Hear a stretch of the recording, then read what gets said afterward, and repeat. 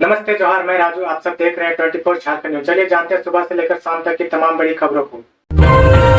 58 लाख किसानों की मदद करेगा केंद्र सरकार। संयुक्त सचिव ने कृषि मंत्री के साथ की बैठक। सुखाड़ से जूझते झारखंड की सुध आखिरकार केंद्र की मोदी सरकार ने ली। बुधवार को केंद्रीय टीम ने राजधानी रांची स्थित चानो प्रखंड के 4 गांवों का दौरा किया और हालात का आकलन किया। रांची के नेपाल हाउस स्थित कृषि मंत्री के कार्यालय में उच्च स्तरीय बैठक भी हुई, जिसमें कृषि मंत्री बादल पत्रलेख, केंद्र सरकार के संयुक्त सचिव एस रुकमणी, उनकी टीम और झारखंड के कृषि सचिव अब्बू बकर सिद्दीकी मौजूद रहे। बैठक में सुखाड़ की स्थिति और किसानों को राहत देने के उपायों पर चर्चा की गई। संबित शिखरजी विवाद से सीएम हेमंत सोरेन को होगा फायदा या बढ़ेगी टेंशन? आस्था और सियासत के बीच फंसा पेंच। संबित शिखर विवाद अब नया रंग लेने लगा है। ताजा विवाद मुख्यमंत्री हेमंत सोरेन और उनकी पार्टी झामुमो के लिए असहज करने वाला है। गिरिडीह में मंगलवार को आदिवासी प्रदर्शनकारियों ने राज्य और केंद्र सरकार का पुतला फूंका। नाराजगी दोनों को झेलनी पड़ी। सवाल है कि सीएम हेमंत को इसका नुकसान होगा या फायदा। मामले में अब जैन शांत है, लेकिन आदिवासी भड़क उठे हैं। मंगलवार को गिरिडीह में आदिवासियों का जैन सैलाब उमड़ा और मारंग गुरु की मांग उठी। संथाल आदिवासियों की ओर से बड़े राजनीतिक चेहरों के रूप में सलमान मुर्मू और सत्तारूढ़ झारखंड मुक्ति मोर्चा के विधायक लोबिन हेम्ब्रम ने इस जनाक्रोश को आवाज दी। इनके निशाने पर राज्य की हेमंत सोरेन सरकार भी थी और केंद्र की मोदी सरकार भी। देवघर में एक शख्स पर बम फेंकने से मार्केट में दहशत का माहौल। झारखंड के देवघर में बुधवार की सुबह दिल दहलाने वाली वारदात हुई। अपराधियों ने एक शख्स पर बम से हमला किया। हमले में शख्स के शरीर के चिथड़े हो गए। मृतक की पहचान लक्ष्मी यादव के रूप में हुई है। बताया जाता है कि 6 की संख्या में आए अपराधियों ने इस वारदात को अंजाम दिया। पुलिस ने छत बिछत हालात में शव को बरामद किया और पोस्टमार्टम के लिए भेजा। झारखंड के 20 लाख हरा राशन कार्डधारी लगा रहे पीडीएस दुकानों के चक्कर।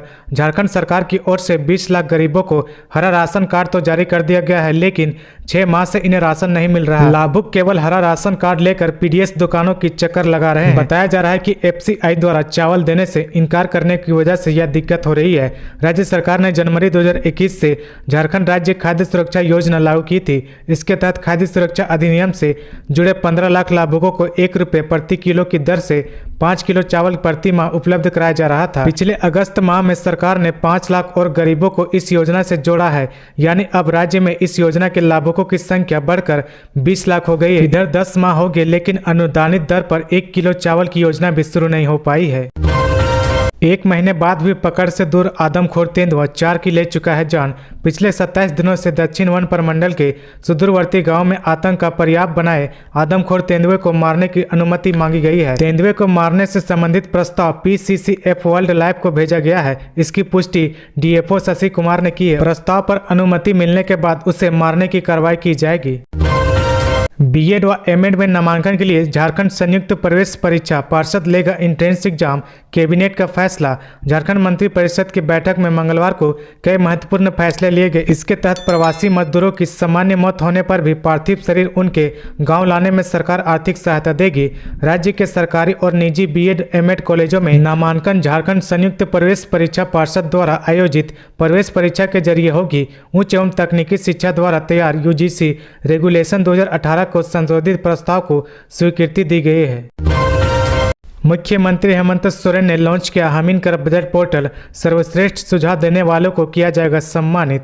सीएम हेमंत सोरेन ने मंगलवार को झारखंड मंत्रालय में हमीन कर बजट पोर्टल और मोबाइल ऐप का उद्घाटन किया। इस पोर्टल एवं मोबाइल ऐप से आम नागरिक भी अब आगामी राज्य बजट 2023-24 से संबंधित अपना सुझाव राज्य सरकार को भेज सकेंगे। इस पर अपना महत्वपूर्ण सुझाव 20 जनवरी तक ऑनलाइन पोर्टल हमीन कर बजट के माध्यम से भेज सकेंगे। शिबू सोरेन ने अपने परिवार व कार्यकर्ताओं संग मनाए जन्मदिन। पूर्व केंद्रीय मंत्री और मुख्यमंत्री शिबू सोरेन आज 79 साल के हो गए हैं। इस अवसर पर कई बड़े नेता और झामुमो कार्यकर्ता ने उन्हें बधाई दी और उनकी लंबी उम्र की कामना की। सुबह से ही झामुमो कार्यकर्ता की भीड़ उनके रांची स्थित आवास पर लगनी शुरू हो गई थी। साइबर अपराधियों के खिलाफ छत्तीसगढ़ और देवघर पुलिस ने की संयुक्त छापेमारी। छत्तीसगढ़ व देवघर साइबर थाना पुलिस ने मंगलवार को संयुक्त कार्रवाई करते हुए जिले के 7 साइबर अपराधियों को गिरफ्तार किया है। केंद्रीय कोयला सचिव पहुंचे झारखंड। सीएम हेमंत सोरेन से की मुलाकात। केंद्रीय कोयला सचिव अमृतलाल मीना बुधवार को राजधानी रांची पहुंचे। इस मौके पर सीसीएल के सीनियर अधिकारियों के साथ कोयला सचिव ने मुख्यमंत्री हेमंत सोरेन से शिष्टाचार मुलाकात की। चाईबासा में नक्सलियों के साथ मुठभेड़ के दौरान आईईडी विस्फोट में सीआरपीएफ के 5 जवान घायल।